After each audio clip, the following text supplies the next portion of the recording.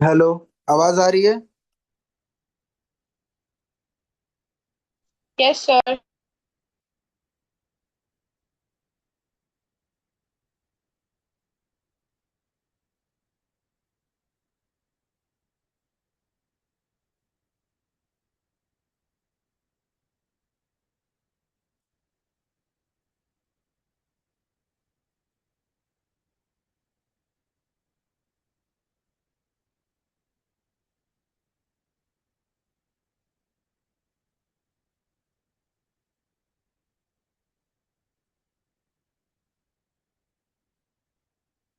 Text book.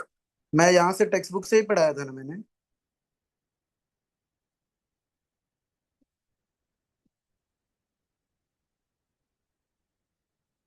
हाँ sir, आप text book से ही पढ़ाए थे। टेक्स्ट बुक का पीडीएफ नहीं मिल रहा है मुझे।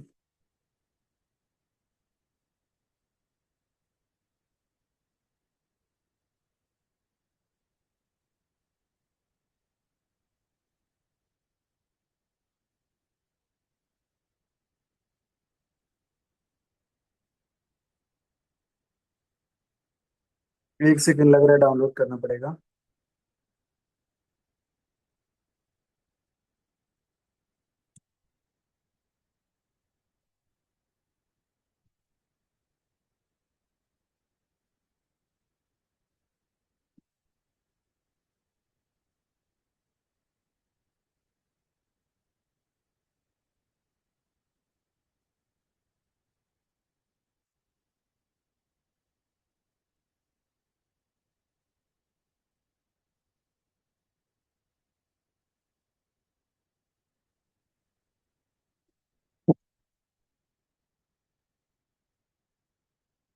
स्क्रीन विजिबल है?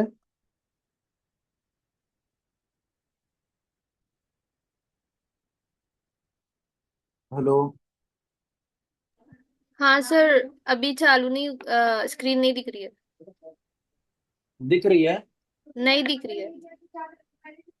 मिनट। एक मिनट, हाँ।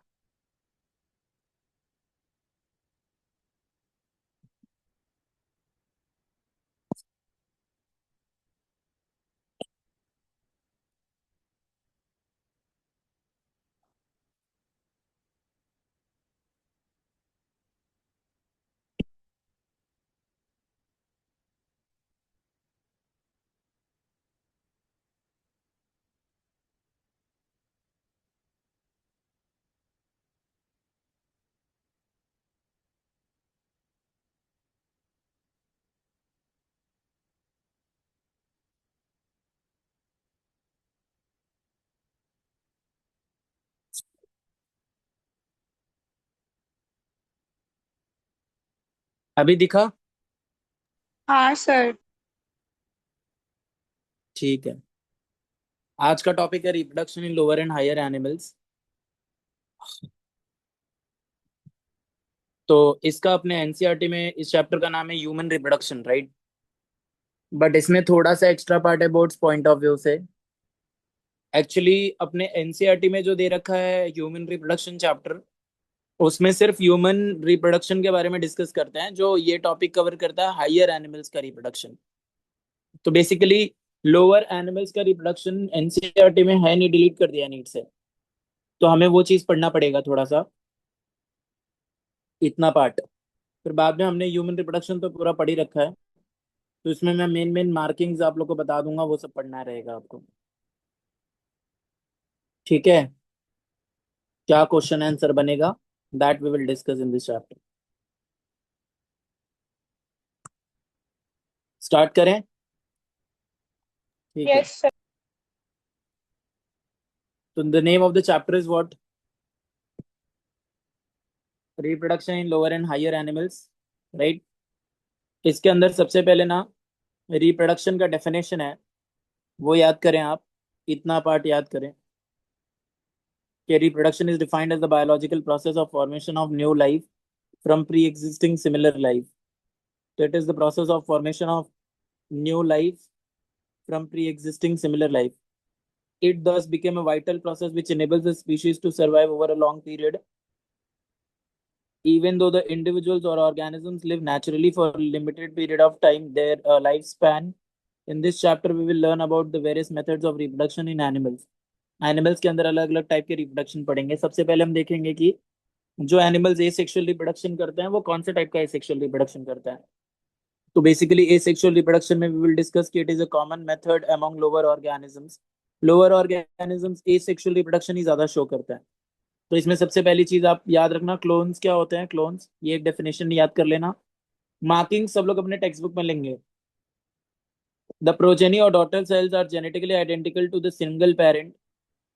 द प्रोसेस, ऐसी चीज, मतलब ऐसे बच्चे, प्रोजेनी या फिर कोई डॉटर सेल जो जेनेटिकली आइडेंटिकल हो एक पेरेंट से, उसको हम क्या कहते हैं, क्लोन्स कहते हैं। तो this definition you should remember. कुछ asexual reproduction gemmule formation से होगा। तो जेम्यूल क्या होता है? Gemmule is an internal bud, ये याद रखो, सिर्फ स्पॉन्जेस में बनते हैं, पोरीफेरा में। तो पोरीफेरा कैसे रिप्रोड्यूस करता है? जेम्यूल फॉर्मेशन से, ये आपको याद रखना है। ये ए सेक्सुअली प्रोड्यूस होता है, मास है या फिर एग्रीगेट है, एग्रीगेशन और डोरमेंट सेल्स का। ठीक है, इतना लिख दिया। फिर ये डायग्राम ड्रॉ कर दिया। ये जेम्यूल है। जेम्यूल का ये अंदर वाला मेम्ब्रेन है, ये बाहर वाला मेम्ब्रेन है। इसके अंदर आर्कियोसाइट्स मिलेंगे और ये आर्कियोसाइट्स बाहर निकलेंगे कहाँ से? माइक्रोपाइल से, राइट। बाकी इसके अंदर ये जो येलो कलर के दिख रहे हैं वो क्या है? मोनैक्सॉन स्पिक्यूल्स। ठीक है, इतना तो याद रहेगा। बडिंग क्या है? बडिंग एक ऐसा प्रोसेस है जो हाइड्रा और कोरल्स में होता है। हाइड्रा और कोरल्स में, इसमें क्या होता है? बॉडी से एक छोटा सा बड बड ग्रो होता है। Bud is an outgrowth of the cell. Bud क्या होता है? आउटग्रोथ ऑफ द सेल होता है। ये बड धीरे धीरे बड़ा होते जाता है और एक टाइम के बाद ये यंग हाइड्रा बन के टूट जाता है। तो यंग हाइड्रा सेपरेट्स। ये चीज याद रखना, आपको ये क्वेश्चन आ सकता है एग्जाम्पल के साथ। रीजनरेशन के बारे में आप ये डायग्राम ड्रॉ कर देना कि रीजनरेशन किस में दिखता है? प्लानेरिया में दिखता है। And it is the process the where the lost part of the body is regenerated by the organism. मान लो ये ऑर्गेनिज्म है, तो इस ऑर्गेनिज्म ने इतना पार्ट लॉस कर लिया। अगर इसने इतना पार्ट लॉस कर लिया तो इसने आंखें बना ली, और इसने नीचे वाला पार्ट लॉस करा है तो इसने नीचे वाला पार्ट बना लिया। That you should remember. Sexual reproduction, अगर ह्यूमन रिप्रोडक्शन की बात करें तो ह्यूमन रिप्रोडक्शन में क्या क्या चीजें याद रखनी है आपको? प्राइमरी रिप्रोडक्ट मेल रिप्रोडक्टिव स्ट्रक्चर याद रखना है। मेल रिप्रोडक्टिव का ये डायग्राम याद रखना है आपको। तो मेल रिप्रोडक्टिव स्ट्रक्चर में आपको क्या क्या चीजें याद रखनी है? पहले तो इसमें क्या क्या चीजें होती हैं? टेस्टिस, एक्स रिडक्स ग्लैंड्स, जो इंटरनल और एक्सटर्नल जेनिटेलिया बनाते हैं इनके। ये पूरी लेबलिंग आनी चाहिए आपको। तो 6 नंबर टेस्टिस है, 5 नंबर एपिडिडाइमिस है, right. 9 number is vas deferens. 8 is what? Prostate gland. 3 is what? Bulbourethral gland. 1 is what? Urinary bladder. Sorry, 2 is what? Urinary bladder. 1 is what? Seminal vesicle. Right. 7 is what? Sorry, 7 urinary bladder है। और जो 2 है ना, 2 is urethra. 2 is urethra। ऐसे आपको पता होनी चाहिए चीजें। और 10 जो है वो ग्लांस पेनिस है। इनका प्राइमरी सेक्स ऑर्गन टेस्टिस होता है, ये लिख लेना। कहाँ होता है? स्क्रोटम में। ये डेटा याद करना। ये एक inguinal passage, ये descend into the scrotal sac through an inguinal passage called inguinal canal। Size याद करना, 4 to 5 centimetre, 2 to 3 centimetre wide है और 3 सेंटीमीटर थिक है। और ये डायग्राम एक बार आप प्रैक्टिस कर लेंगे। डायग्राम्स बहुत इंपॉर्टेंट है बोर्ड्स के लिए। हिस्टोलॉजी ऑफ टेस्टिस में क्या दे रखा है कि टेस्टिस को आप बाहर से देखोगे तो सबसे बाहर वाला लेयर जो दिखाई देगा आपको वो ट्यूनिका।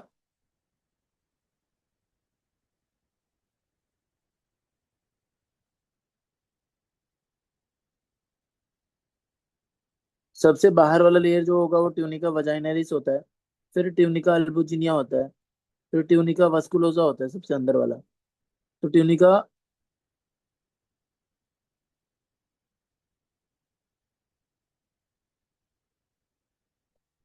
राइट, ट्यूनिका अल्बुजिनिया से कुछ फाइबर निकलते हैं जो टेस्टिस को 200 to 300 कंपार्टमेंट्स में बांट देते हैं। और हर कंपार्टमेंट में आपको ऐसे कुछ सेमिनिफेरस ट्यूब्यूल्स नजर आते हैं। द तो it is divided into 200 to 300 testicular lobules. 200 से 300 टेस्टिकुलर लोब्यूल्स होते हैं, और हर लोब्यूल में 1 to 3 highly coiled seminiferous tubule होता है। ऐसे ये एक लोब्यूल है, इसके अंदर देखो 1 2 3 ये ऐसे सेमिनिफेरस टिब्यूल्स हैं। इनके अंदर सीमेन बनता है, इसलिए इनका नाम सेमिनिफेरस टिब्यूल है। The germinal epithelial cells undergoes gametogenesis to form the spermatozoa. Sertoli cells provide nutrition to the developing sperms. Sertoli cells क्या करते हैं? Provide nutrition to the developing sperms. Various stages of spermatogenesis can be seen in the seminiferous tubule. कुछ कुछ stages दिख सकते हैं। Stages कैसा होता है? जर्म सेल होता है, फिर जर्म सेल बनता है स्पर्मेटोगोनिया, फिर स्पर्मेटोगोनिया बनता है प्राइमरी स्पर्मेटोसाइट बनता है सेकेंडरी स्पर्मेटोसाइट बनता है स्पर्मेटिड, और स्पर्मेटिड बनता है स्पर्मेटोजोआ। तो ये स्टेजेस आपको याद होने चाहिए। फिर एक्सेसरी डक्ट्स का पूरा ये पैराग्राफ बहुत आसानी से आपको आना चाहिए। एक्सेसरी डक्ट का पूरा पैराग्राफ आना चाहिए। क्या है एक्सेसरी डक्ट में? तो यहाँ देखो आप, ये टेस्टिस में जो स्पर्म बनेगा, ये स्पर्म निकलते हैं ये स्पर्म निकलते हैं वाजा इफरेंशिया से, और वाजा इफरेंशिया से निकल कर इसमें आ जाते हैं एपिडाइमिस में। एपिडाइमिस के हेड में जाते हैं, कॉलर में जाते हैं, बॉडी में जाते हैं, टेल में जाते हैं। टेल के बाद ये डिसेंड होता है एपिडाइमिस से और ऊपर जाते हैं। फिर ये यहाँ सेमाइनल वेसिकल से मिलते हैं, उससे मिलकर एक कॉमन डक्ट बनाते हैं जिसको बोलते हैं कॉमन इजैकुलेटरी डक्ट। ऐसे ही सेम इधर भी होता है। अब ये दोनों कॉमन इजैकुलेटरी डक्ट जो मिले, ये खुलते हैं किसमें? ये खुलते हैं पेनिस में, और बाहर की तरफ ओपन हो जाते हैं।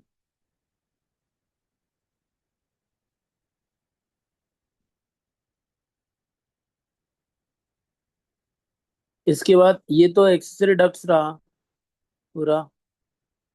ये सब बातें इधर मेंशन की गई हैं।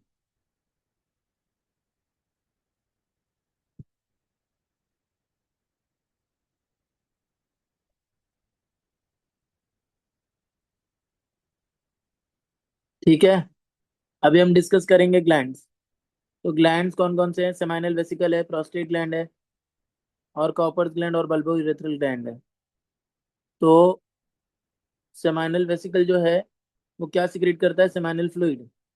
सेमाइनल फ्लूइड में क्या होता है? फ्रुक्टोज होता है, फिब्रिनोजेन होता है, प्रोस्टाग्लैंडिन होता है। ये 60% of total volume of semen बनाता है। फ्रुक्टोज का फंक्शन पढ़ो, provides energy for sperm movement. Fibrinogen क्या करता है? Coagulate the semen into a bolus for quick propulsion in the vagina. Vagina के अंदर स्पर्म जो है वो इजीली जा सके, इसके लिए फिब्रिनोजेन एंजाइम क्या करता है? स्पर्म को एक साथ अधीर कर लेता है, कोएगुलेट कर लेता है। The prostaglandin stimulate reverse plastids.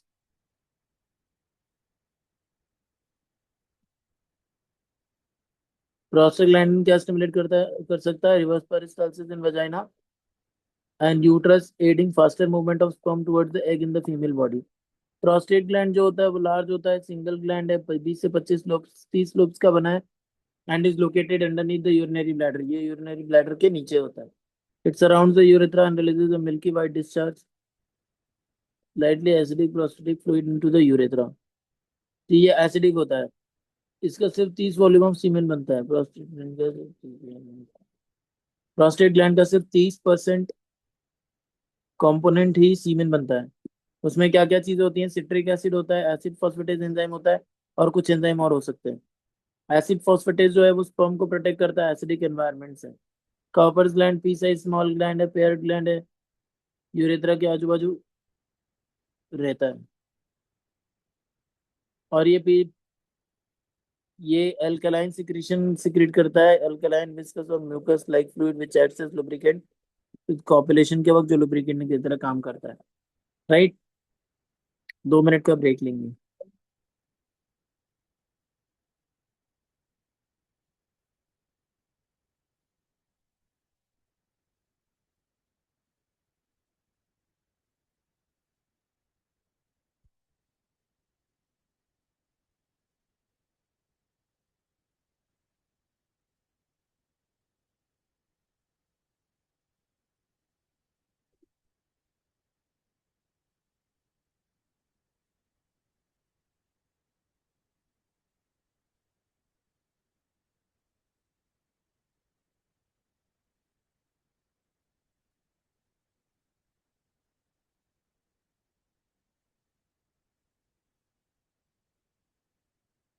External genitalia पढ़ेंगे, स्टार्ट करते हैं। एक्सटर्नल जेनिटेलिया में आता है पेनिस और scrotum. Penis is male copulatory organ. It is cylindrical. Penis जो होता है सिलिंड्रिकल होता है, मस्कुलर होता है। तीन बंडल्स इसके अंदर प्रेजेंट होता है। अगर पेनिस का ऐसे ना आप वो देखोगे क्रॉस सेक्शन एरिया, तो इसके अंदर तीन बंडल्स ऑफ इरेक्टाइल टिश्यूज होते हैं, right. It has with three bundles of erectile tissues, a pair of posterolateral tissue, a pair of posterolateral tissue जिसको क्या बोलते हैं, कॉर्पोरा कैवर्नोसा, और एक आगे कॉर्पस स्पोंजियोसम है। Swollen tip of the penis is called glans penis. It is covered by a loose fold of skin called foreskin or prepuce. हम पढ़ेंगे स्क्रोटम। स्क्रोटम एक loose pouch of pigmented skin है जो कहाँ होता है, पेनिस के बाहर पीछे होता है। And is divided into right and left scrotal sac by a septum of tunica dartos made up of smooth muscle fibres. मतलब क्या, जो स्क्रोटम होता है वो ऐसा होता है, सॉरी, स्क्रोटम होता है वो ऐसा होता है, इसके बीच में एक मसल का बना हुआ फाइबर होता है जिसको बोलते हैं डार्टोस ट्यूनिक मसल फाइबर। जो फीटल टेस्टिस है guided into and retained into the scrotum.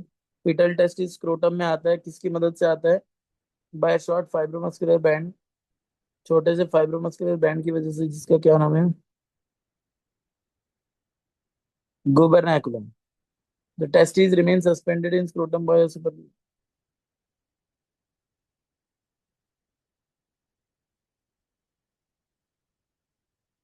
The testis remain suspended in scrotum by spermatic cord, right. तो इस कंडीशन को क्रिप्टोर्गिज्म कहते हैं, जिसमें टेस्टिस जो है वो स्क्रोटम में ना आ पाए।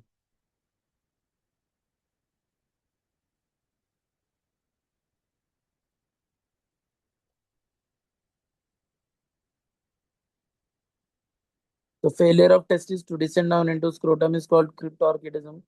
The failure also results in the sterility.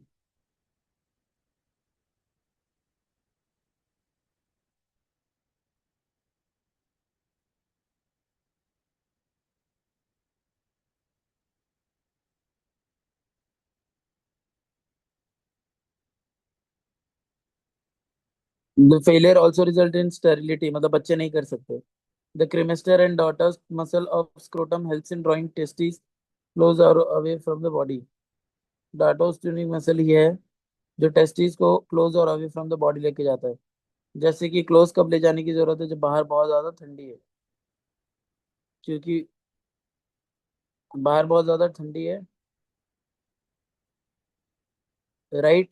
और जो टेस्टिस है उसका 2 to 3 डिग्री टेम्परेचर क्या होना चाहिए, कम होना चाहिए। तो इसके लिए टेस्टिस जो है दे आर लोकेटेड, मतलब उसको ड्रॉ करते हैं। टेस्टिस आर ड्रॉ क्लोज और अवे फ्रॉम द बॉडी। जब ठंडी रहेगा तो क्लोज लेके जाना है, और जब गर्मी रहेगा तो अवे लेके जाना है। फीमेल रिप्रोडक्टिव सिस्टम पढ़ेंगे। ओवरी होता है एक पेयर ओविडक्ट होता है, यूट्रस होता है, वजाइना होता है, एक्सटर्नल जेनिटेलिया होता है, वेस्टिबुलर ग्लैंड है, और पेयर ऑफ मेमरी ग्लैंड है।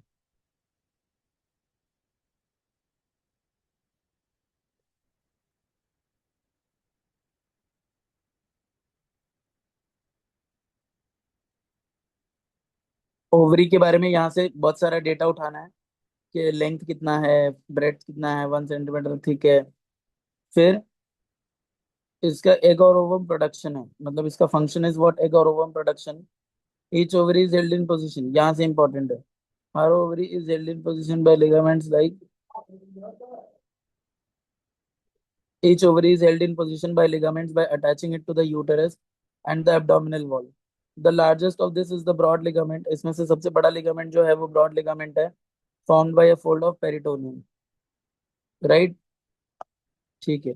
आप ओवरी का डायग्राम देख लेना, ये एक बार प्रैक्टिस कर लेना, this is you have to practice. फिर ग्राफियन फॉलिकल का भी स्ट्रक्चर प्रैक्टिस करना, बट उससे पहले देखो स्ट्रक्चर ऑफ ग्राफियन फॉलिकल, ये क्वेश्चन आता है, बहुत इंपॉर्टेंट है।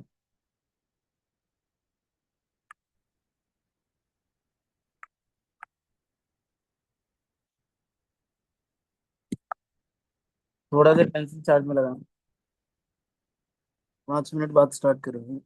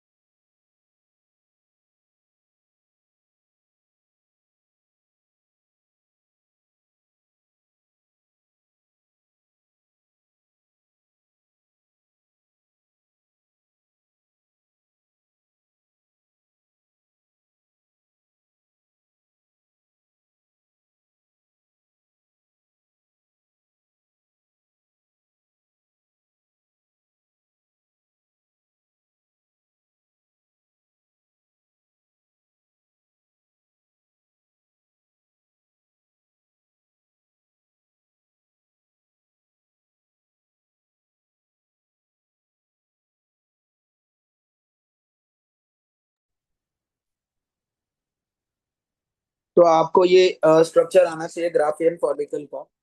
नॉट इस ग्राफियन फॉलिकल, आप इस डायग्राम में अगर देखोगे तो ये जो ओवरीज होती है ना, ये ओवरीज के अंदर आपको ये डेटा ऑलरेडी पता है कि each ovary produces 1 lakh to मतलब around 1 million eggs at a time. But during at the time of puberty ये 40 to 60 थाउजेंड बचते हैं। सॉरी, एनसीईआरटी के हिसाब से 60 to 80 थाउजेंड एग्स बचते हैं। अब जैसे ही प्यूबर्टी हिट होता है ना, तो प्यूबर्टी हिट होते ही ये एग्स जो है, इनके अराउंड फॉलिकुलर सेल्स डेवलप होना स्टार्ट हो जाते हैं। और जैसे ही फॉलिकुलर सेल्स डेवलप होते हैं डे 1 पर, मेंस्ट्रुअल साइकिल के डे 1 पर ये प्राइमोडियल फॉलिकल बनते हैं। फिर थोड़े दिनों बाद प्राइमरी बन जाते हैं, फिर सेकेंडरी बन जाते हैं, डे 12 पे टर्शरी होते हैं। और जैसे ही 14th डे के अराउंड आता है ना, ये मेच्योर फॉलिकल बन जाता है। इसी को ग्राफियन फॉलिकल कहते हैं। अब इसी ग्राफियन फॉलिकल के अंदर एग पड़ा हुआ है, सेकेंडरी oocyte होता है जो डेवलप नहीं हुआ है।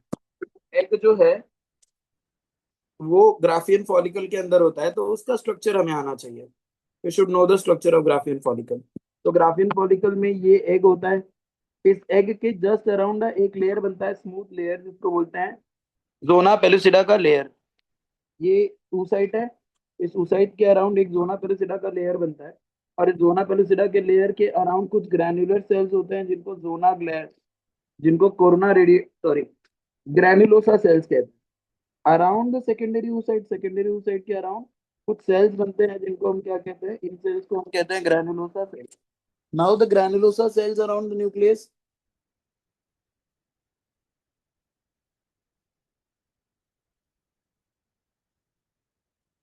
द ग्रैन्युलोसा सेल्स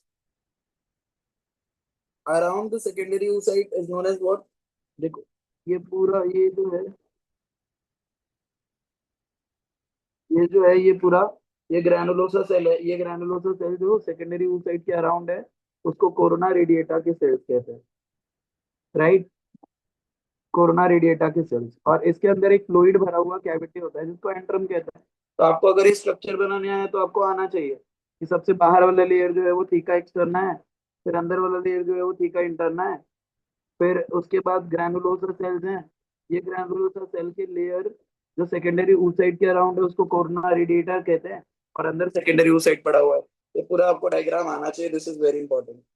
अब कह रहे हैं कि ओवरी के बाद जो स्ट्रक्चर होता है उसे हम क्या कहते हैं भाई? इसको हम क्या कहते हैं बोलो? ये ओवरी था। अब ये जो है फेलोपियन ट्यूब है। ये फेलोपियन ट्यूब टोटल 4 पार्ट्स में डिवाइडेड है। ये है बच्चों फिम्ब्रिए, ये फिम्ब्रिए है।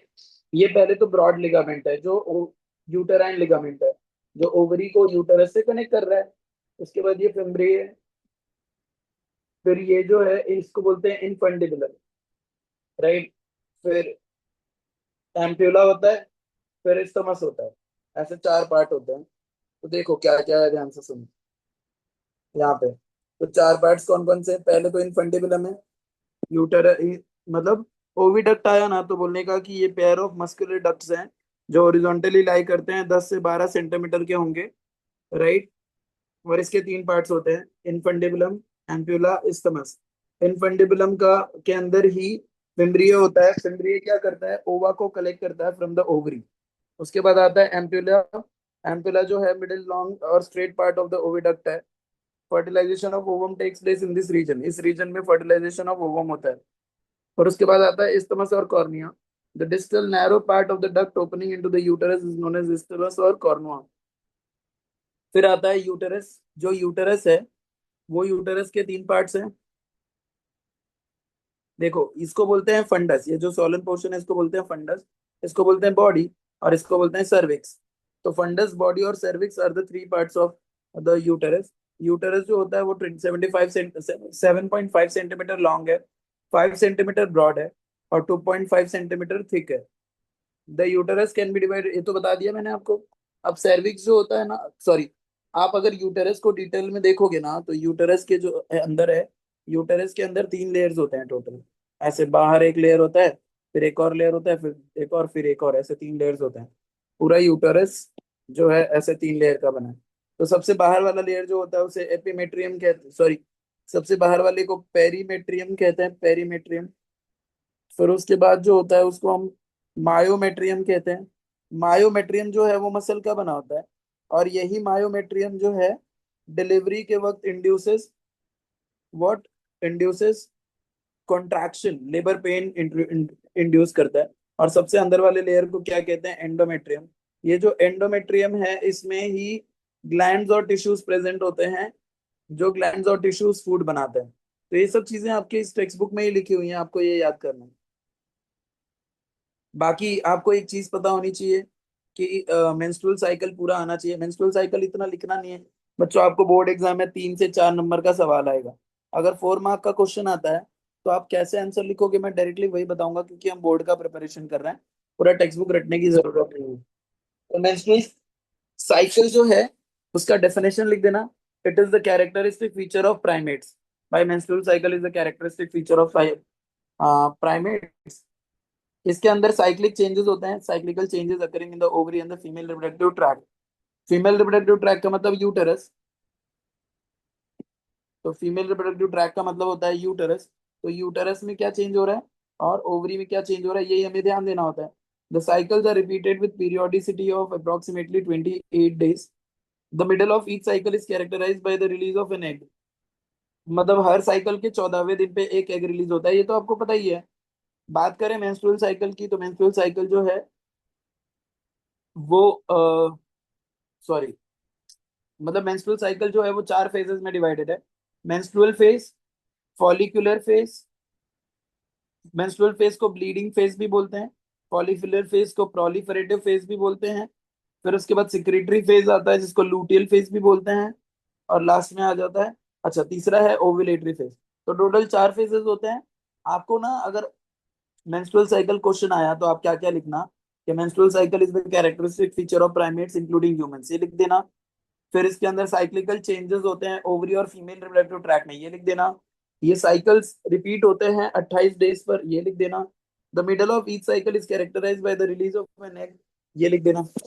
फिर इसमें 4 फेजेस होते हैं, कौन कौन से फेजेस हैं, मेंस्ट्रुअल फेज, प्रोलिफरेटिव फेज, फिर ओव्यूलेटरी फेज और रिप्रोडक्टिव फेज। ये 4 पॉइंट लिखकर इसके अंदर कुछ कुछ लिख देना। Beginning of each cycle is taken as the first day of first day. मतलब किसी भी साइकिल का फर्स्ट डे कब माना जाता है, किसी भी मेंस्ट्रुअल साइकिल का फर्स्ट डे तब माना जाता है जब बहुत सारा ब्लड लॉस होता है। वेयर मेंसेस, मेंसेस या फिर क्या हो रहा है बच्चों, मेंसेस और लॉस ऑफ ब्लड होता है। ब्लड होना चाहिए, ब्लड का लॉस होना चाहिए 45 to 100 ml takes place, and it last for approximately 5 days, 5 दिन तक रहे, राइट, 3 से लेकर 7 days तक। इसके अंदर एंडोमेट्रियल लाइनिंग 1 mm हो जाता है। ये कुछ पॉइंट्स आप लिख दोगे तो हो जाएगा, ठीक है। इसको menstrual phase occurs when an ovulated egg does not get fertilized and it is thereby shed out along with the menstruum. It is thus called funeral of what, unfertilized egg, ये भी याद रखना है। ये डायग्राम ड्रॉ कर देना, it would be very much, it would be great to correct in exam, right. तो exam में ये बहुत इंपॉर्टेंट है ये डायग्राम। इसमें 4 फेजेस, पहले क्या करना, मेंस्ट्रुअल दिखा दिया, प्रोलिफरेटिव फेज दिखा दिया, ओव्यूलेटरी फेज दिखा दिया, फिर सिक्रेटरी फेज दिखा दिया। इसके अंदर आपने यूटेराइन साइकिल बनाया, ओवेरियन हार्मोन साइकिल बनाया, ओवेरियन साइकिल बनाया और गोनाडोट्रोपिन हार्मोन बनाया। गोनाडोट्रोपिन हार्मोन्स का मतलब पिट्यूटरी ग्लैंड का हार्मोन जो एफएसएच और एलएच होता है। ओवेरियन साइकिल में आपको बताना है कि ओवरीज में क्या क्या होता है। तो ओवरीज में क्या क्या होता है वो आपको पता ही है, कि एक प्राइमोडियल फॉलिकल होता है, वो प्राइमोडियल फॉलिकल सेकेंडरी बनता है, फिर टर्शियरी बनता है, फिर मैच्योर ग्राफियन फॉलिकल बन जाता है। प्राइमोडियल, प्राइमरी, सेकेंडरी, फिर मैच्योर ग्राफियन फॉलिकल। और 14th डे पे मैच्योर ग्राफियन फॉलिकल फटा, देखो मैं यहाँ से क्या रिलीज हो गया, यहाँ से रिलीज हुआ ओवम। फिर बचा हुआ पार्ट बन जाता है कॉर्पस ल्यूटियम, फिर कॉर्पस ल्यूटियम बना, फिर लास्ट में ये क्या बन जाता है, कॉर्पस एल्बिकन्स बन जाता है। ये ओवेरियन साइकिल है। आपके एफएसएच के हार्मोन्स याद रखो, शुरुआत में एफएसएच ज्यादा है, फिर बढ़ेगा बढ़ेगा, मतलब फिर ना धीरे धीरे एफएसएच कम होता है, एलएच बढ़ने लग जाता है। क्योंकि एलएच ही वो हार्मोन है जिसके प्रेजेंस में ये जो है मैच्योर ग्राफियन फॉलिकल क्या होगा, रप्चर होगा। तो in presence of this LH hormone, this mature Graafian follicle will rupture to release this what, ovum release होगा। तो FSH जो है वो कम हो जाएगा 14th डे पे, और LH देखो कितना बढ़ गया है। बाद में LH बड़ा बड़ा ही रहता है, और एफएसएच धीरे धीरे बढ़ना शुरू होता है। ये ग्राफ आना चाहिए। उसके बाद आपको पता है ये जो डेवलपिंग फॉलिकल्स होते हैं ना, theca internal layer of the mature graphene follicle, वो क्या करता है, वो रिलीज करता है एस्ट्रोजन हार्मोन। तो देखो, जितना ज्यादा फॉलिकल उतना ज्यादा एस्ट्रोजन हार्मोन। तो सबसे ज्यादा फॉलिकल बताओ एंड एंड पर आएगा, इसीलिए देखो एस्ट्रोजन आपको 14th डे पे काफी बढ़ता हुआ दिख रहा है, जो कि प्रोजेस्टेरॉन स्टार्टिंग में कम होता है।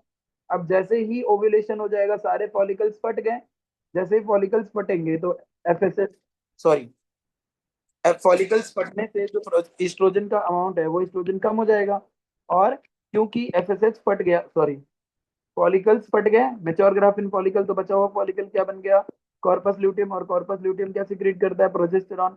इसीलिए देखो प्रोजेस्टेरॉन का लेवल बढ़ता हुआ दिखेगा। तो आपको ये ग्राफ आना चाहिए। और यूटेरन साइकिल में यूटेरस पहले मेंसेस के एंड तक छोटा हो जाएगा, देखो बहुत छोटा हो गया, इतना ही रह गया। फिर धीरे धीरे बड़ा होकर 28वें दिन तक काफी बड़ा हो जाएगा। ये आपको आना चाहिए। यही सब चीजें इस टेक्स्ट बुक के अंदर इतना इतना लिखा हुआ है। आप इसको घर पे रीड करें प्लीज। अब आपको आना चाहिए गैमेटोजेनेसिस। गैमेटोजेनेसिस में स्पर्मेटोजेनेसिस और oogenesis आपका क्वेश्चन आएगा। तो दोनों बहुत ज्यादा इंपॉर्टेंट है क्वेश्चन, बहुत ज्यादा इंपॉर्टेंट। यही क्वेश्चन आएगा ही बोर्ड में कि describe gameto spermatogenesis in detail. What is spermatogenesis बच्चों? Spermatogenesis is nothing but the process of formation of the male gamete और स्पर्म और spermatozoa from the germinal epithelial cell of the testis. मतलब इसमें male gamete बनता है या फिर spermatozoa बनेगा जर्मिनल सेल से, उसी को क्या बोलेंगे हम, स्पर्मेटोजेनेसिस। कब शुरू होता है स्पर्मेटोजेनेसिस? प्यूबर्टी ऑनसेट होने पर। At the onset of puberty the hypothalamus begin secretion of gonadotropin releasing hormone GnRH, जो क्या इनिशिएट कराएगा, एफएसएच। पिट्यूटरी से एफएसएच निकलेगा और ये एफएसएच सेमिनिफेरस ट्यूब्यूल्स के अंदर present cuboidal germinal epithelial cells को एक्ट करेगा और उसी से क्या बनवा देगा, स्पर्म। तो ये स्पर्म बनने के 3 स्टेजेस हैं। 3 स्टेजेस जो लिखे हुए हैं वो मैं आपको डायग्राम से ही एक्सप्लेन करूंगा। तो 3 फेजेस कौन से हैं? पहला फेज है बच्चों मल्टीप्लिकेशन फेज, फिर दूसरा फेज है ग्रोथ फेज, और तीसरा है maturation phase.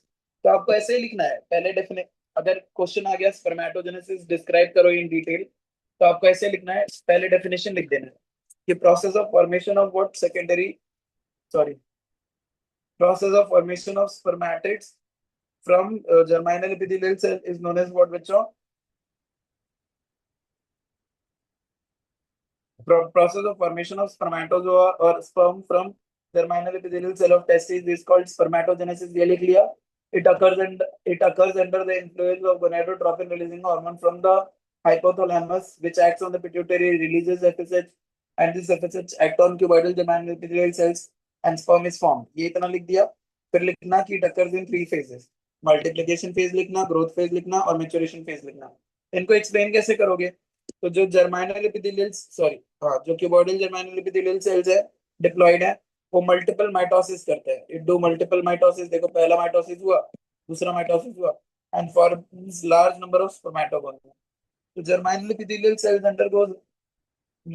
undergoes mitosis and forms large number of what, spermatogonia. कुछ spermatogonia, some of the spermatogonia grows in size, size बड़ा कर लेंगे, right, and forms what, primary spermatocyte. Primary spermatogonia grows in size. Some of the spermatogonia grows in size and forms what, primary spermatocyte. अब primary spermatocyte क्या करेंगे, meiosis. अब आ जाएगा maturation phase. पहला phase क्या हुआ कि cuboidal germinal epithelial cell undergoes multiple mitosis to form what, spermatogonia. फिर some of the spermatogonia stop dividing and grows in size, ये क्या हो गया, ग्रोथ फेज। हाँ, फिर उसके बाद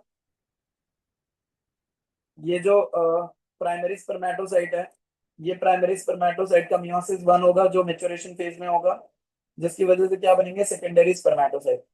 और सेकेंडरी स्पर्मेटोसाइट का क्या होगा, मियोसिस 2, जिसकी वजह से बनेंगे स्पर्मेटिड्स। और यही स्पर्मेटिड्स किसमें ट्रांसफॉर्म हो जाएंगे, स्पर्मेटोजोआ में। तो ये चीज आपको याद रखना है। एक क्वेश्चन आएगा आपको स्पर्मियोजेनेसिस का डेफिनेशन आएगा,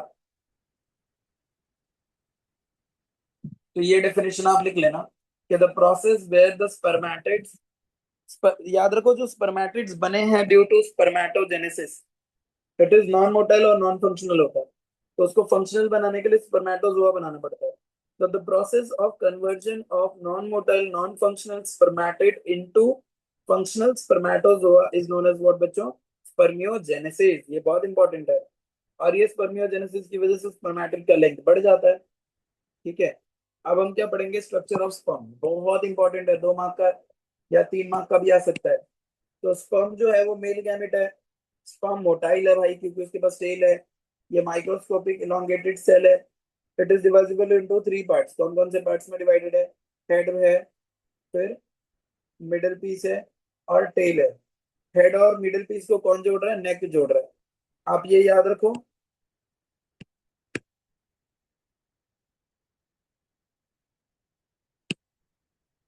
तो हेड और नेक के बीच में, हेड और मिडिल पीस के बीच में क्या है? नेक है, राइट। तो इस नेक नेक में प्रॉक्सिमल सेंट्रियोल है और डिस्टल सेंट्रियोल है। सेंट्रियोल है, आपको पता है सेकेंडरी साइड के अंदर सेंट्रियोल नहीं होता, जिसकी वजह से वो मेटाफेज 2 में अरेस्ट होता है। तो मेटाफेज 2 में अरेस्ट हुए सेकेंडरी साइड को ये स्पर्म जब सेंट्रियोल ले जाकर देगा, तब उसका मियोसिस कंप्लीट होता है। अब आप देखोगे तो ये जो हेड है, इस हेड में आपको एक स्ट्रक्चर दिखाई दे रहा होगा, एक्रोसोम।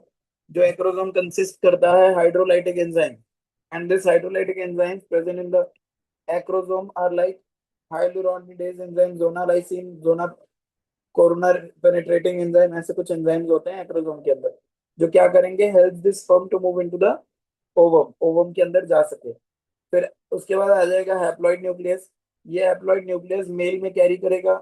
मान लो ये हैप्लॉइड न्यूक्लियस में जो क्रोमोसोम है वो 22+X वाला हो सकता है, या फिर 22+Y वाला हो सकता है, क्योंकि क्योंकि सेक्स डिटर्मिनेशन यहाँ पे स्पर्म पे डिपेंड करता है। और उसके बाद आ जाएगा मिडल पीस। मिडल पीस में फिलामेंटस, मिडल पीस में फिलामेंटस डीएनए प्रेजेंट है। सॉरी, मिडल पीस में फिलामेंटेड जो है वो माइटोकॉन्ड्रिया पसंद है। और उसके बाद आ जाता है टेल। टेल में क्या प्रेजेंट है? टेल में है slender filamentous protein.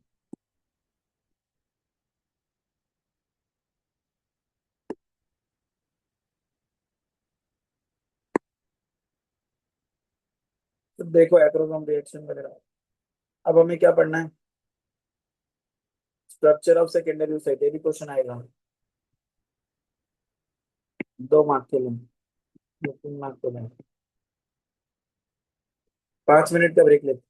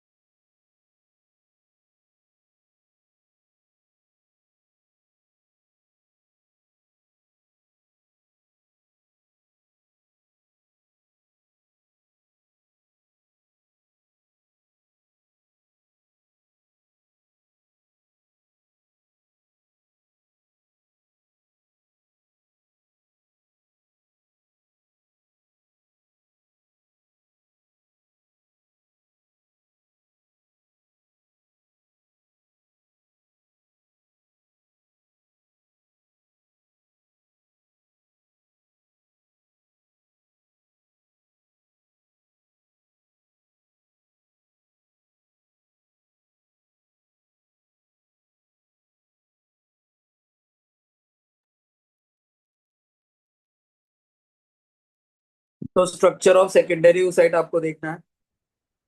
Secondary oocyte मतलब ही एग। तो ये जो एग है, ये अनफर्टिलाइज्ड एग ना, when ovulated release from the ovaries actually the secondary oocyte, मतलब ओवरी से जो एग निकलता है वो सेकेंडरी oocyte होता है। ये नॉन क्लिडॉइक होता है। नॉन क्लिडॉइक का मतलब इसके पास शेल नहीं होता, मतलब ह्यूमंस के अंडों में छिलके नहीं होते जैसे मुर्गी के अंडों में होते हैं। And it is microlecithal. Microlecithal का मतलब ये यॉर्क सैक जो है वो बहुत स्मॉल क्वांटिटी में प्रेजेंट होगा। It is approximately 0.1 mm, 100 microns in size होता है। ये राउंडेड होता है, नॉन मोटाइल होता है और हैप्लॉइड फीमेल गैमेट है, right. The nucleus of the egg appears large and is called germinal vesicle. इनका न्यूक्लियस जो होता है वो बड़ा होता है और इसको हम क्या कहते हैं, जर्माइनल वेसिकल। टिपिकल न्यूक्लियस और प्रो न्यूक्लियस, इसको हम बोल रहे हैं जर्माइनल वेसिकल। इसका न्यूक्लियस जो है जर्माइनल वेसिकल इसलिए बोल रहे हैं क्योंकि ये टिपिकल होता है, राइट। और ये इसका मियोसिस टू कंप्लीट नहीं हुआ है, इसलिए इसको हम क्या बोल रहे हैं, pro nucleus, right. Pro nucleus is formed at the time of fertilisation. The cytoplasm of egg is called ooplasm. It is devoid of centrioles, इसके अंदर सेंट्रियोल नहीं है।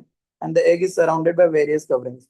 देखो जरा डायग्राम, ये देखो, ये जो है ये न्यूक्लियस है जिसका मियोसिस कंप्लीट नहीं हुआ है, इसीलिए इसको क्या बोल रहे हैं, जर्माइनल वेसिकल। इसके अराउंड एक मेम्ब्रेन दिखेगा, विटेलाइन मेम्ब्रेन। ये देखो, ये विटेलाइन मेम्ब्रेन है, राइट। तो ये विटेलाइन मेम्ब्रेन के जस्ट आगे पेरीविटेलाइन स्पेस दिख रहा होगा। तो the ooplasm is surrounded by vitelline, sorry vitelline membrane. उसके बाहर है पेरीविटेलाइन स्पेस। उसके बाहर है जोना पेलुसिडा लेयर। और जोना पेलुसिडा के पास है कोरिना रेडिएटा के सेल्स, राइट। ooजेनेसिस की बात कर रहे हैं तो ooजेनेसिस भी सेम है। सेम बच्चों, 3 स्टेजेस में होता है, मल्टीप्लिकेशन, ग्रोथ और मैचुरेशन फेज। सिर्फ इतना ये याद रखना कि oogenesis, unlike unlike spermatogenesis, oogenesis जो होता है it starts during embryonic development. Oogenesis जो है वो एम्ब्रियोनिक डेवलपमेंट के दौरान ही क्या हो जाता है, स्टार्ट हो जाता है। और ये 3 फेजेस में होता है। तो phases are what, multiplication phase, growth phase और maturation phase. Multiplication phase, growth phase और मैचुरेशन फेज। तो मल्टीप्लिकेशन फेज में सेम, यहाँ पे प्राइमोडियल प्राइमरी जर्म सेल्स जो हैं वो मल्टीपल माइटोसिस करेंगे। ये एम्ब्रियोनिक डेवलपमेंट में शुरू हो चुका है। मल्टीपल माइटोसिस करेंगे, मल्टीपल माइटोसिस करके ये बहुत सारा ओगोनिया बना लेंगे। और इसमें से कुछ ओगोनिया जो है they will stop dividing and grows in size and they will form what, primary oocyte and the ploidy level will remain same. 2n का 2n ही रहेगा क्योंकि यहाँ पे सिर्फ क्या हुआ है, साइज बढ़ा है, ना माइटोसिस हुआ है ना मियोसिस हुआ है। अब क्या होगा, ये प्राइमरी oocyte का ना मियोसिस 1 में, प्रोफेज 1 में अरेस्ट हो जाता है। कि मियोसिस 1 के प्रोफेज 1 के डिप्लोटीनी स्टेज में, राइट, ये अरेस्ट हो जाता है। उसके बाद ये बनाता है मियोसिस 1, जैसे प्यूबर्टी हिट होता है, प्रोफेज 1 से ही कंप्लीट होता है, मियोसिस 1 कंप्लीट हो जाता है और बनते हैं 2 सेल। एक सेल बनता है सेकेंडरी oocyte और दूसरा बनता है फर्स्ट पोलर बॉडी। और ये सेकेंडरी oocyte को फर्टिलाइजेशन के टाइम पे जब सेंट्रियोल मिलता है तो ये कंप्लीट करके क्या बनाता है, मैच्योरेशन करके बनाता है ओवम, राइट। यहाँ तक हमने कर लिया। फर्टिलाइजेशन पढ़ेंगे।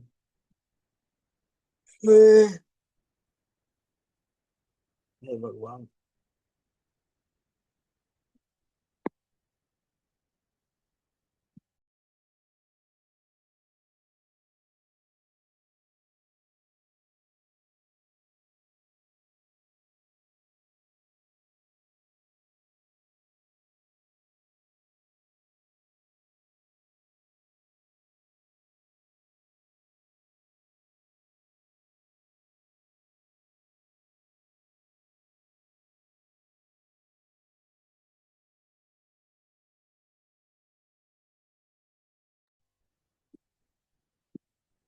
हाँ, फर्टिलाइजेशन के लिए ये पूरा स्टेप देख लो एक बार, ये डायग्राम देख लोगे तो हो जाएगा।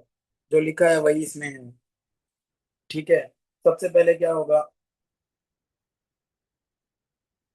यहाँ पे एक चीज याद रख लेना, capacitation of sperm, movement of sperm towards egg. भाई एग तक स्पर्म मूव कैसे करेगा, तो इसमें एक प्रोसेस होता है जिसको बोलते हैं कैपेसिटेशन ऑफ स्पर्म। इसमें क्या होगा, 50% डीमोटिलाइज हो जाता है, स्पर्म्स ब्रोक हो जाते हैं, डिस्ट्रॉय हो जाते हैं। और बाकी सारे स्पर्म जो है वो कैपेसिटेशन करते हैं। कैपेसिटेशन के लिए it requires 5 to 6 hours. Acrosome membrane begins becomes thin. Capacitation में क्या क्या होता है?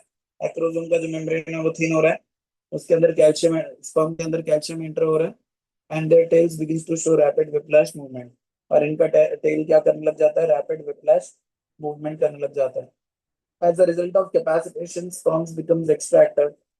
जब कैपेसिटेशन होता है तो स्पर्म्स जो होते हैं वो ज्यादा एक्टिव हो जाते हैं and begins to start moving upwards from vagina to uterus and to the oviducts. The prostaglandins activate the sperms. The vesicular secretions of the female also enhance sperm motility.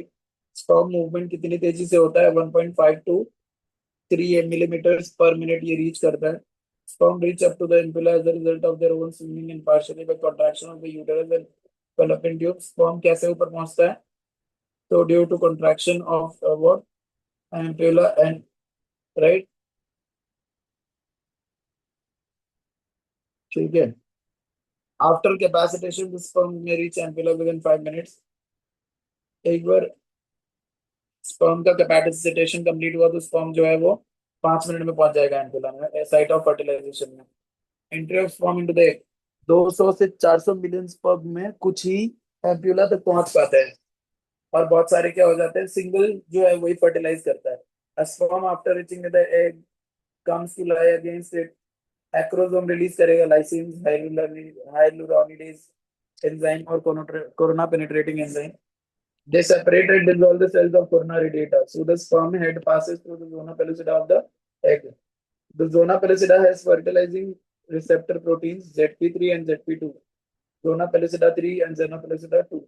ये fertilizing bind towards specific receptor protein which is anti-fertilizing of sperm, जिसके वजह से इनका binding हो जाएगा। और जब acrosome reaction होगा, एक्रोसोम मतलब उसका हेड फूटेगा, तो जोना लाइसिन, कोरोना पेनिट्रेटिंग एंजाइम और ये सारे एंजाइम रिलीज हो जाएंगे और ये सब ब्रेक कर देंगे, स्पर्म का हेड अंदर चला जाएगा। जैसे स्पर्म का हेड अंदर चला जाएगा तो विटेलाइन मेम्ब्रेन पे करंट डेवलप हो जाएगा जो फर्दर क्या करेगा? एंट्री ऑफ मेल गैमेट को रोकेगा। यहाँ पे सिंगैमी कहते हैं और कैरियोगैमी कहते हैं। फर्टिलाइजेशन का क्या क्या फायदा हुआ? तो secondary oocyte completes the process of oogenesis। यहाँ पे सेकेंडरी oocyte ने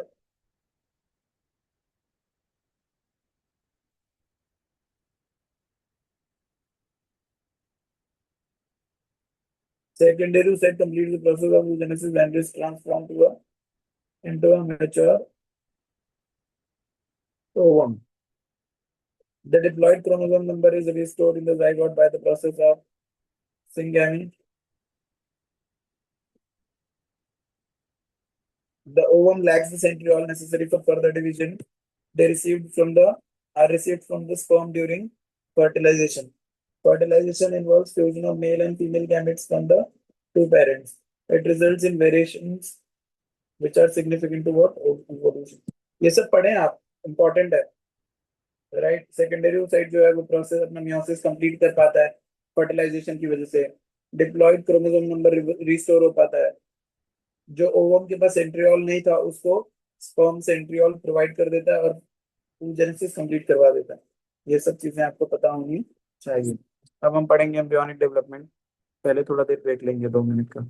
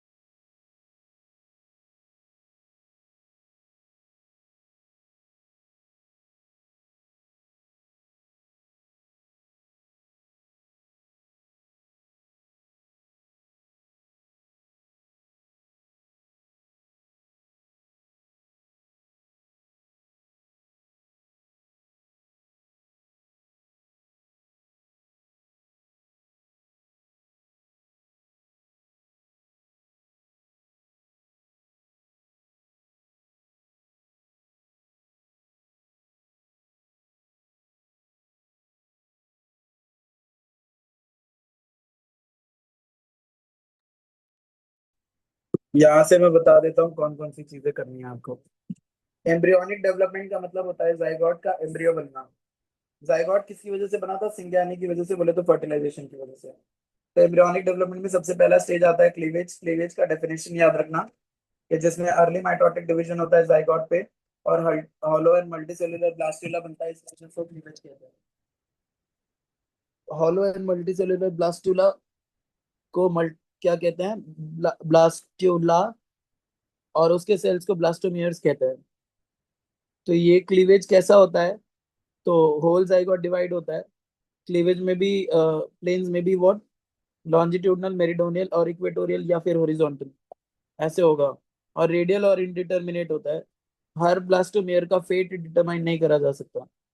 ये सब चीज आप पढ़ लेना एक बार, कि फर्स्ट क्लीवेज 30 घंटे बाद होता है, सेकंड क्लीवेज लॉन्जिट्यूडनल होता है, फिर राइट वाले के फर्स्ट होता है, right, and occurs after 30 hours of first week.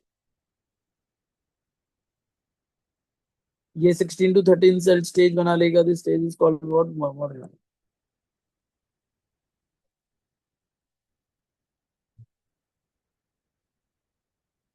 फिर इसके बाद ये आएगा ब्लास्टुलेशन। ये आपका मॉरुला है बच्चों, इसमें, सॉरी, ये ब्लास्टुला है, ये अर्ली ब्लास्टुला है, और ये लेट ब्लास्टोसिस्ट है। दोनों में फर्क ये है कि लेट ब्लास्टोसिस्ट का साइज जो हो जाता है वो बड़ा हो जाता है। ब्लास्टुलेशन जो है वो 2 से 4 दिन तक चलता है आफ्टर इट्स एंट्री के बाद।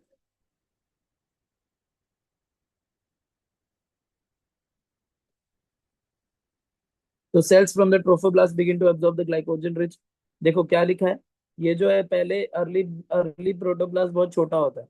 अब ये जो सेल्स ऑफ ट्रोफोब्लास्ट है ना, ये क्या करते हैं, साइड से ना ग्लाइकोजन को एब्जॉर्ब करने लगते हैं, ग्लाइकोजन रिच मिल्क। और ये एब्जॉर्ब करके क्या होता है, इनकी साइज बड़ी हो जाती है। इसी को हम क्या कहते हैं?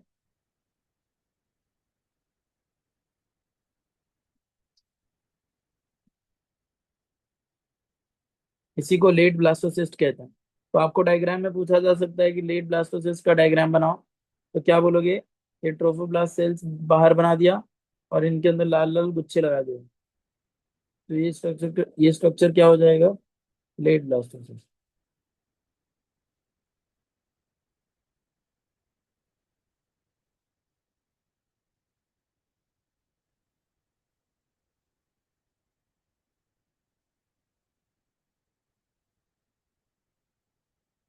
अब आएगा इम्प्लांटेशन।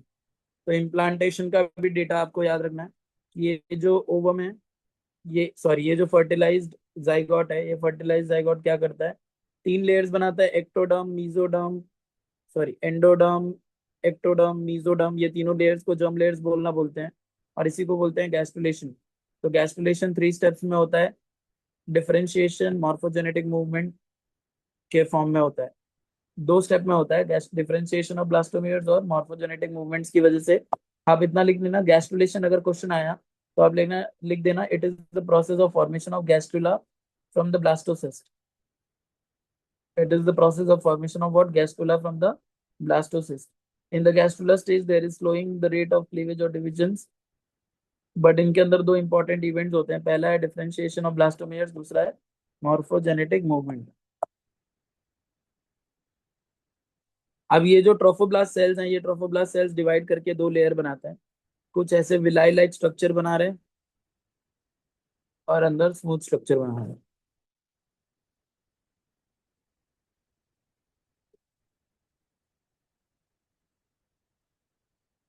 ये देखो, ये कौन से जर्म लेयर से क्या चीजें बनेंगी, ये भी आपको याद रखना है। बाकी इसके बाद तो प्रेगनेंसी है। प्रेगनेंसी का 3 स्टेज याद रखना। Duration, what is the ideal duration of the pregnancy is what? 280 days, and it is counted from last menstrual cycle. ये किससे काउंट होता है? Menstrual cycle. अब कह रहे हैं कि अ, इनको हमने प्रेगनेंसी को 3 ट्राइमेस्टर्स में बांट दिया है। We have divided pregnancy into 3 trimesters. First trimester, second trimester and third trimester. इनके अंदर क्या क्या हो रहा है, ये चीजें आप पढ़ लेना 2-2 लाइन, ताकि क्वेश्चन आए तो आप लिख पाए। प्लेसेंटा बोर्ड पे क्वेश्चन नहीं आएगा, बोर्ड में, तो इतना टेंशन लेने की जरूरत नहीं है। पार्चुरेशन मतलब डिलीवरी। डिलीवरी जो होती है वो 3 फेजेस में होती है। ये फेज याद कर लेना आप, डायलेशन स्टेज, एक्सपल्शन स्टेज और आफ्टर बर्थ। डायलेशन स्टेज मतलब क्या? यूट्राइन कौन? डायलेशन स्टेज मतलब क्या, यूट्राइन जो है यूटेरस वो काफी ज्यादा कॉन्ट्रैक्ट हो गया, उसको उसको डायलेट किया है, राइट। डायलेट करना मतलब सर्विक्स को खोल देना। Vagina also show similar dilation, तो सर्विक्स और वजाइना जो है वो डायलेट होंगे। फिर उसके बाद आता है एक्सपल्शन स्टेज, जिसमें बेबी को पुश कर करके 20 से 60 मिनट में बाहर निकाल देंगे। और इसके बाद आता है आफ्टर बर्थ। आफ्टर बर्थ क्या होता है, after the delivery of the baby the placenta separates from the uterus and is expelled out as what, after birth due to severe condition contractions of the uterus. This process में take within 10 to 15 45 minutes of delivery.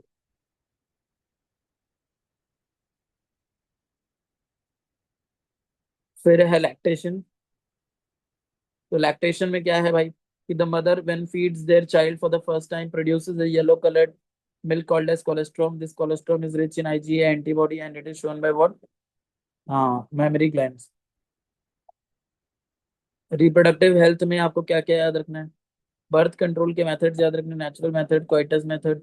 Natural method में क्या होगा, हम बोल देंगे कि भाई 14th day पे ओव्यूलेशन होता है, तो the couple should avoid, is based on the fact that they should avoid copulation from 1 week before and after the menstrual cycle in every month.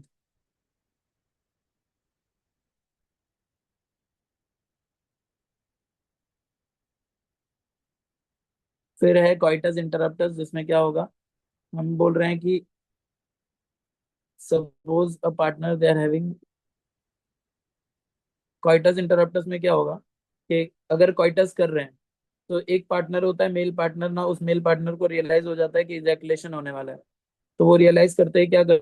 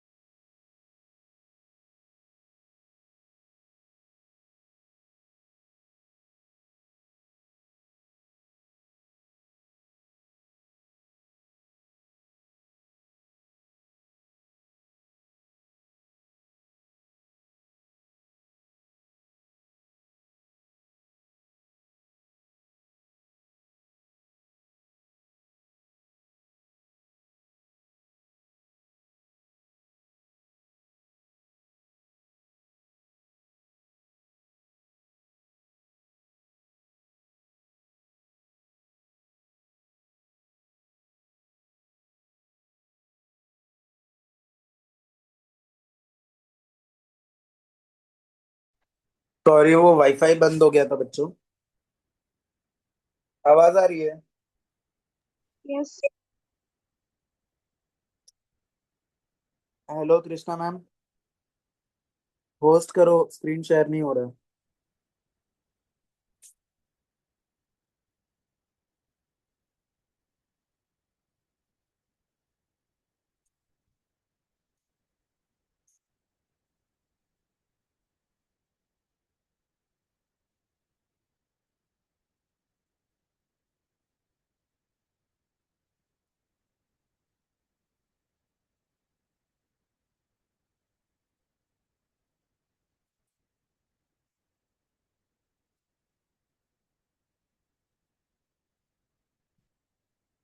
हाँ।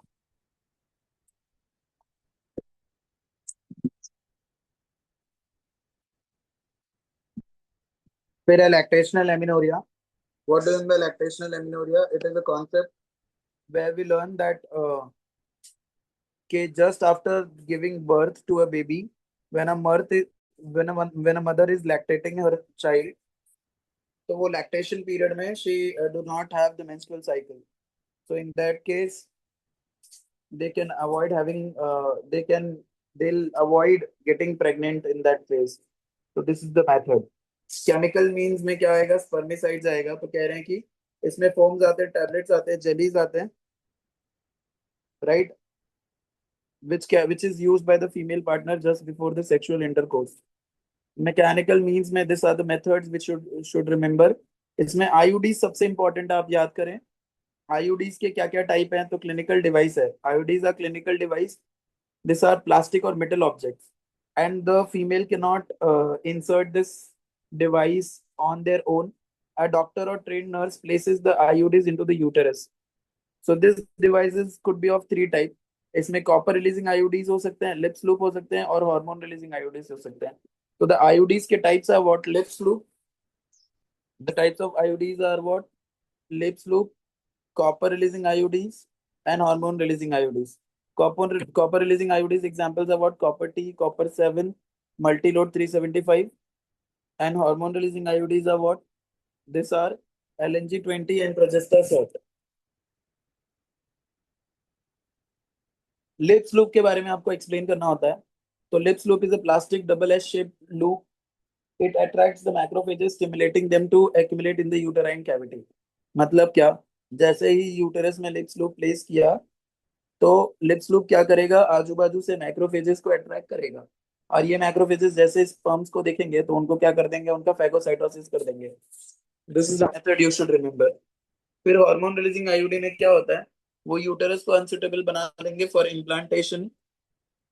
And cervix hostile to sperms, मतलब cervix जो है उसको, वो hostile को, वो sperm को ही मारने लग जाएगा. It delays pregnancy for longer period.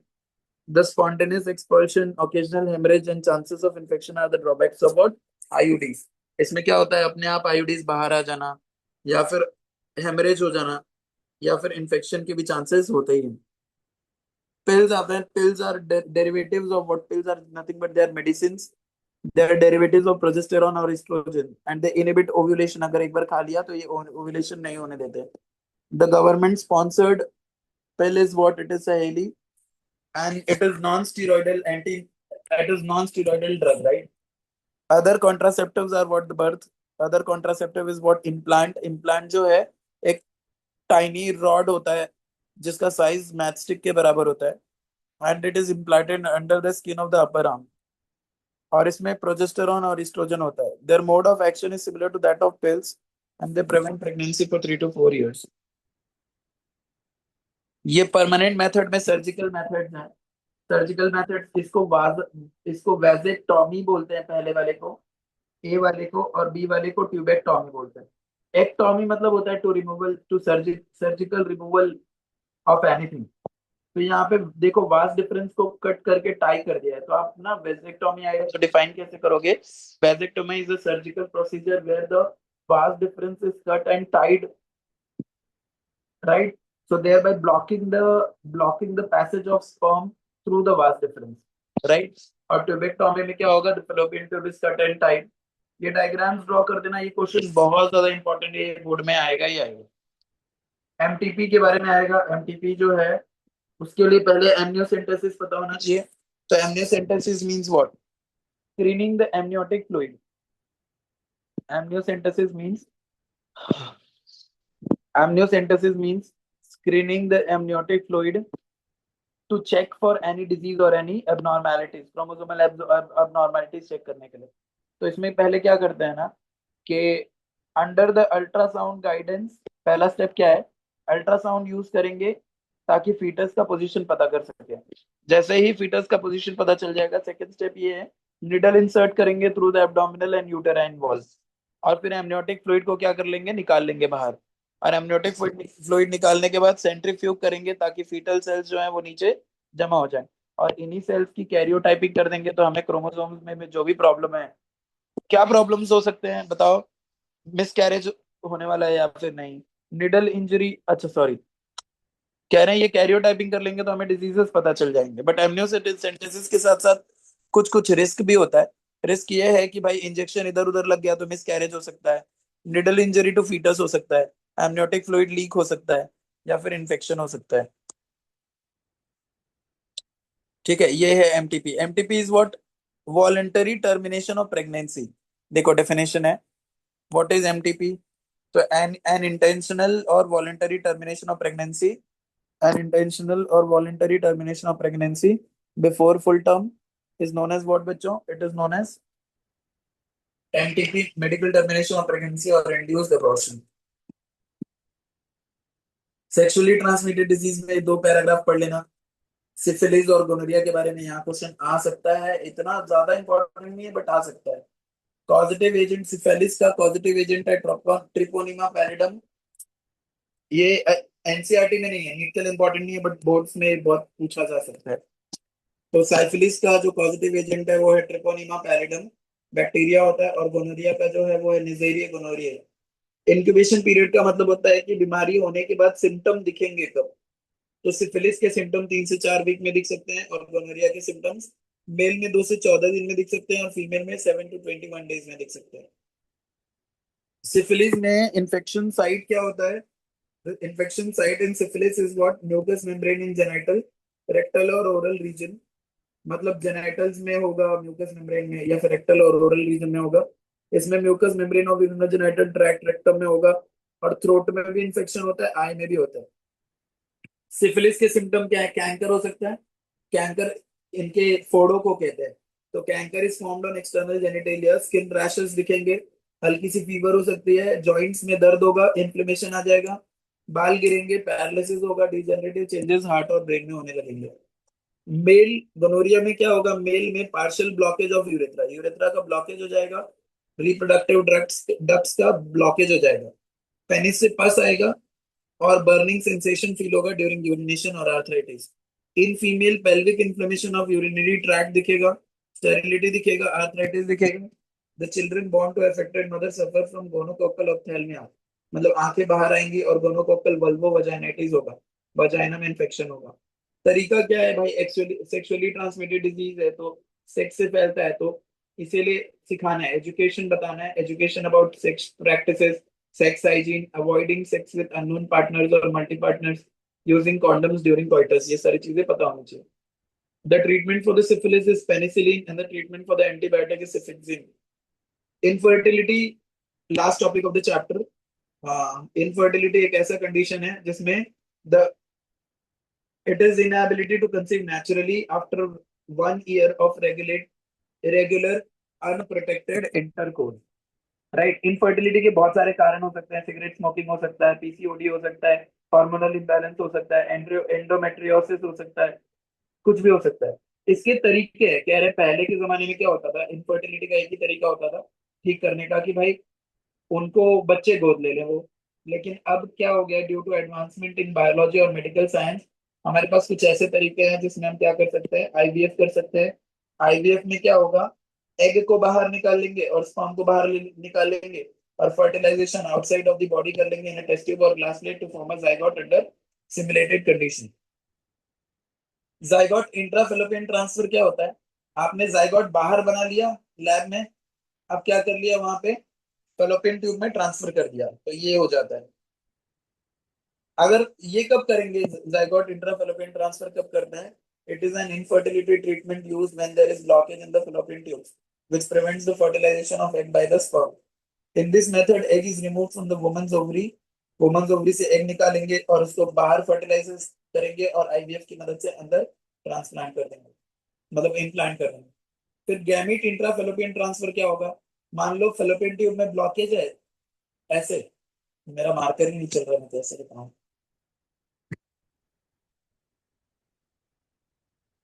ठीक है, गैमिट इंट्राफेलोपियन ट्रांसफर में क्या होगा? मान लो फेलोपियन ट्यूब में क्या है, ब्लॉकेज है, तो वो ब्लॉकेज जहाँ है वहां पे एग फंस गया, तो एग को क्या करेंगे, इंजेक्शन से बाहर निकाल लेंगे, और बाहर निकाल के वो ब्लॉकेज के अराउंड हम क्या करेंगे, उसको इजेक्ट कर देंगे। इंट्रासाइटोप्लाज्मिक स्पर्म इंजेक्शन, हम क्या करेंगे, ओवम लेंगे और ओवम के साइटोप्लाज्म में स्पर्म को इंजेक्ट कर देंगे, इसको बोलते हैं इंट्रासाइटोप्लाज्मिक स्पर्म इंजेक्शन। ये भी एक इनविट्रो फर्टिलाइजेशन प्रोसीजर है। आर्टिफिशियल इंसेमिनेशन क्या करेंगे, ये किस केसेस में यूज होता है, जिसमें male partner is unable to inseminate the female due to very low sperm count. Male partner inseminate नहीं कर पा रहा है क्योंकि उसके पास बहुत कम स्पर्म काउंट है। इस प्रॉब्लम को सॉल्व कैसे कर सकते हैं, आर्टिफिशियल इंसेमिनेशन से, जिसमें स्पर्म्स को कलेक्ट करेंगे और आर्टिफिशियली इंट्रोड्यूस करेंगे into the cervix of the female. Last is what, intra uterine insemination. Artificial insemination में the semen is inseminated into cervix, और इंट्रा यूटराइन इंसेमिनेशन में यूटरस तक डालते हैं स्पर्म को। स्पर्म बैंक और सीमेन बैंक तो ये सब पता ही है आपको, आप रीड कर लेना। With this we have done with the chapter guys. इसमें आपका मेन मेन क्वेश्चन क्या है वो आप ध्यान से सुने। सबसे पहले आप पढ़ लेना मेल रिप्रोडक्टिव स्ट्रक्चर, फिर पढ़ लेना फीमेल रिप्रोडक्टिव स्ट्रक्चर। आप मेंस्ट्रुअल साइकिल पढ़ना, स्ट्रक्चर ऑफ सेकेंडरी oocyte पढ़ना, structure of mature graphene follicle पढ़ना, गैमेटोजेनेसिस में स्पर्मेटोजेनेसिस oogenesis पढ़ना, मेंस्ट्रुअल साइकिल का ग्राफ पढ़ना, क्लीवेज पढ़ना, गैस्ट्रुलेशन के जो एक्टोडर्म मीजोडर्म एंडोडर्म वाला डायग्राम है वो पढ़ना, अर्ली ब्लास्टोसिस्ट का स्ट्रक्चर पढ़ना, लेट ब्लास्टोसिस्ट का स्ट्रक्चर पढ़ना, और आप इनफर्टिलिटी वाला टॉपिक एक बार रीड कर लेना। आपका एक पूरा चैप्टर बहुत बढ़िया से प्रिपेयर हो जाएगा। ठीक है, with this we have done. आपके पास कोई डाउट है तो आप पूछ लो।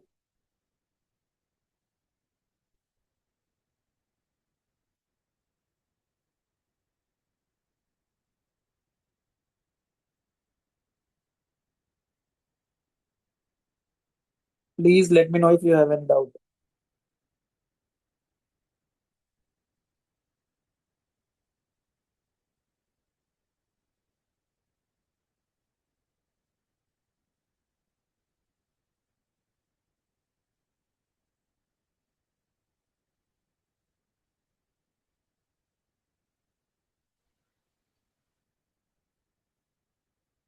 कोई डाउट है?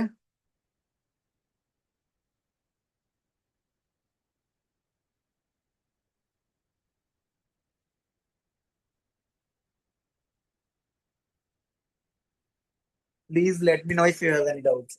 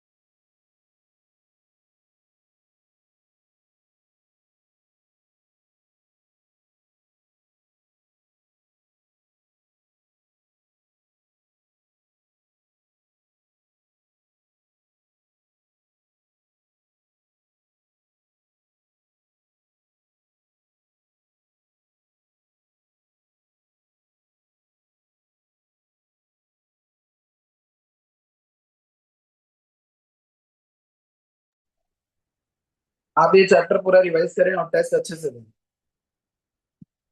बाय।